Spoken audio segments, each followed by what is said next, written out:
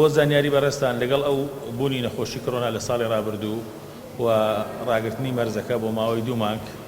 بەهۆی نەخۆشی کۆرۆناوە ئێمە 30,000 سەیارە 30,000 ئۆتۆمبیلی بار هەڵگر چۆتە دیوی ئێران و لەوێ کاڵا و کەلوپەلی هێناوەتەوە دیوی ئێمە و کاری کەشف و گومرگی بۆ ئەنجام درراوە. لەم 30,000 سەیارە کە پشکنی بۆ کراوە 75 سەیارە گەڕێنراوەتەوە لەبەرەوەی مطابقی مواصفاتی عراقی نەبووە و لە پشکنی دەرنەچووە گەڕاندومانەوە کە 970 تەن زیاتر دەکات 970 تەن لەو 970 تەنە باری خواردەمەنی لە سنوورەکەی ئێمە ڕۆژانە لەوانەیە 6-7 بار بێت 172 تەن خواردەمەنی گەڕاندراوەتەوە کە لە پشکنی دەرنەچووە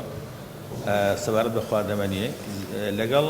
398 تەن میوە و سەوزەی جۆرا و جۆر دووبارە لەکە لە پشکنی دەرنەچووە گەڕاندومانەوە بۆ ئێران و هەروەها پاکەمەنی و ڕازانەوە لەگەڵ بابەتی پلاستیک و یاری مناڵان 318 تەنمان گەڕاندوێتەوە واتە 970 تەن کاڵا و کەلوپەلی جۆرا و جۆر بە خواردن و بە میوەوە